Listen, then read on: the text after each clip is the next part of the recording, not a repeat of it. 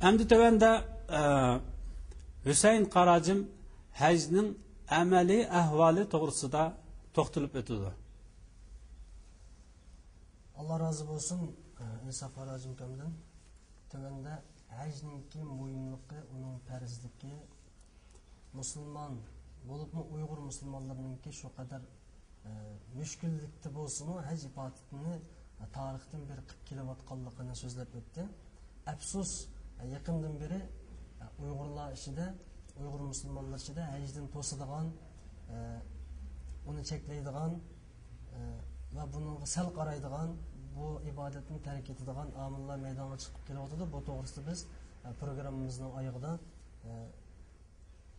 paran qılımız. Tövende hac ibadetininki ruknileri, yani faaliyet jarayonini men qarindoshlarımızga qisqacha tonuşturup ötüme. Yani evvel hacga naiti zich münasebetlik bo'lgan Kabe, Allah'ın uyi kim tarafından bina qilindi, qachon, qayerda qatorliq bu savollarni qisqacha deb o'tish to'g'ri keldi. Muqaddas Kabe'ni kim bina qildi deganda Alloh subhanahu va taolo İbrahim aleyhissalatu vesselam'a Kur'an-ı Kerim'deki ayetlerden şu manalar çıkıyor ki Allah'ın uyunu yasıgın, bir uyunu bina kıygın degen bir buyruk olan İbrahim aleyhissalatu vesselam oğlu İsmail aleyhissalatu vesselam bilen öz zamanı da yani İsmail'e verilgen nimet zemzem kuduqıdın 10 neçe metre jiraqlıqqa bir orunni gösterip verdi Allah. Şunun bilen İbrahim aleyhissalatu vesselam bilen İsmail aleyhissalatu vesselam iki peygamber bu yerde bu öyünü Allah'ın bu öyünü yasaşık kirişti. İsmail aleyhissalatu vesselam taşını ilip birikti. İbrahim aleyhissalatu vesselam koyutti. Bula Kabe'ninki oğlunu kalbi bilen pütküzüp çıktı ve Kabe'ni egiziltişki başladı. Hatta Kabe pütüp çıktı. Yani hazırki Mekke şehrininki oturusuna joylashgan Allah'ın öyü şu zamanda iki peygamber tarafından bina kılındı. Ve şu vakitten keyin bu öy nihayeti ulug' muqaddas ibadetgah bilinip hazırki kadar Müslümanlar tarafından hatta öz zamanındaki müşrikler ve kafirlarmı bu öyünü tavaf kılışattı. Yani Müslümanlarınki en merkezlik kıblimiz biz qaraydigan biz secde kılış taraftarı bo'lgan bu Kabe İbrahim ve İsmail tarafından bina kılıp çıkıldı. Ular her bir taşını koyguç aralıkta qandaq dua qılattı, Allah sığınattı ki Rabbana taqabbal minna inneke entes semiul alim ve tub aleyna inneke entet tevvabur rahim deb her bir taşını koyduğun vaqtida ey Parvardigarimiz bu ibadetimizni qabul qilgin ki sen anlab to'g'itsan, sen ko'rib to'g'itsan, sen bilib to'g'itsan, sen tavbalarimizni qabul qilgin degan holda tövənçilik bilen bu öyünü yasap çıktı. Ve Yevmil Ayd külleri boğan, yani hac külleri boğan bir küllerde bu öyününki pütüp çıkanlık hatırasını kıldı. Yani Kabe'nin toyunu kıldı. Demek Kabe Müslümanlarınki bir merkezlik ibadet hanısı mescidi. Şunun için hac ibadeti bu Kabe'nin etrafında Kabe'ye münasebetlik boğan vuduk çıkırlaşıda ilip verildi. Yani hac ibadetini qarindoshlar qisqa tushundiradigan bo'lsak, hacılar yani Mekke'ye kirishdan burun, Mekke vududiga, chegarasiga kirishdan burun ihramga kirdi. İhram degan hammalarga ma'lumki, nurg'un ishlardan cheklanadigan, nurg'un ishlar u kishiga shu vaqtda haram qilingan bir 2 metr oq raxtdan iborat bo'lgan, ayollar qora kiyimda, erlar oq kiyimda 2 metr raxtdan iborat bo'lgan kepellik yani. Yani Allah'ınki vududi işiga kirishdan iborat bu amel ihram bo'ladi. Yani Mekke ishidagi hacılar, yani hac qilguvchilar shu o'z uyidan ihramga kirdi. Mekkening sirtidagilar bo'lsa Mekke vududiga kirishdan burun, Mekke ziminiga kirishdan burun ihramga kirib hac ibadetini boshlaydi. Yani hac qilguvchi bir hoji ihramga kirgandan keyin Allah subhanahu va taologa tövənçilik bilan labbeyk Allahumma labbeyk lebbeyke la şerike leke lebbeyk innel hamda ve ni'mete leke vel mulk la şerike lek degan bu dualar, bu şuarlar bilen hac ibadetini başlaydı. Yani ey Allah men sen harom qilgan ishlardan cheklanishga tayyor bo'ldim.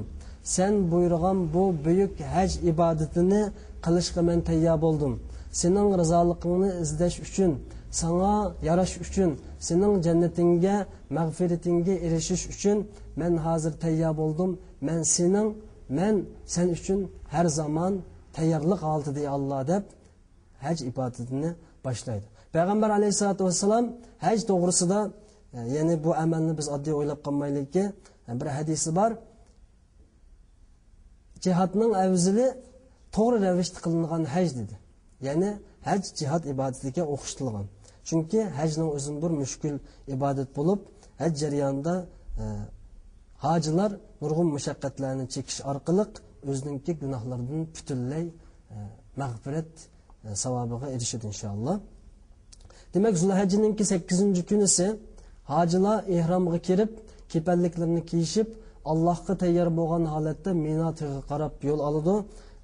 Makka yana hozir Ka'badan 10 kilometr yiroqlikdagi taqqa Minoga chegirasining ichiga kirib, bu yerda o'rinlashadi va shu kuni Minoda qo'nib, atsi atiganda ya'ni Arafatga qarab yo'lga chiqadi. Arafatdagi shu yerdan 9 kilometr yiroqlikdagi Payg'ambar alayhisolatu vasallam o'z zamonida hac ibodatini qilgan va hac farzlarininki muhim bir o'rni olgan hudud chegarasidir.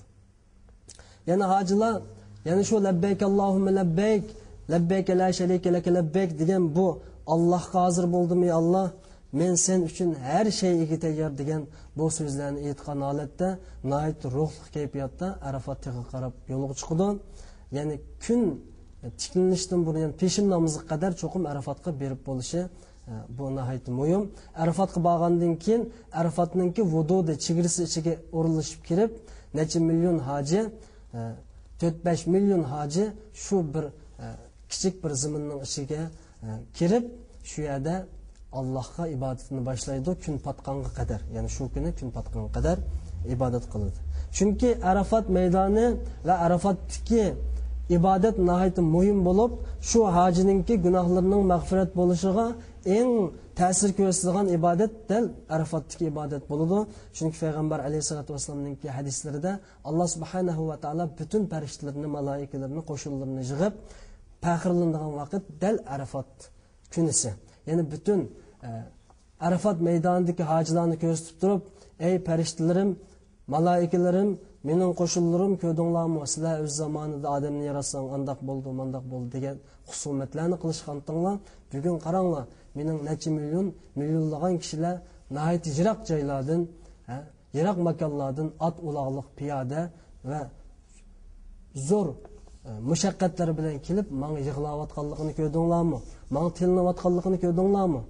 deb o'zining ilohligini dabdaba qiladigan, faxrlanadigan bir vaqt bu Arafat vaqtidir.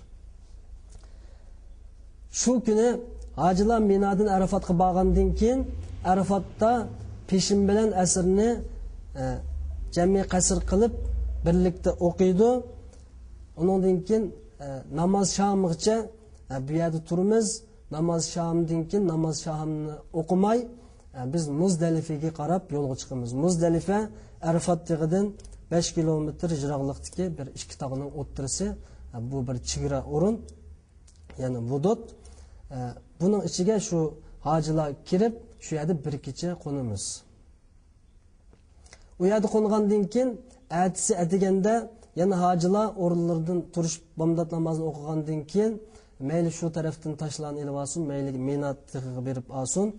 Albatta yana Minoga qarab yo'lga chiqib, Minoda biz udul berib shaytonga tosh atamiz.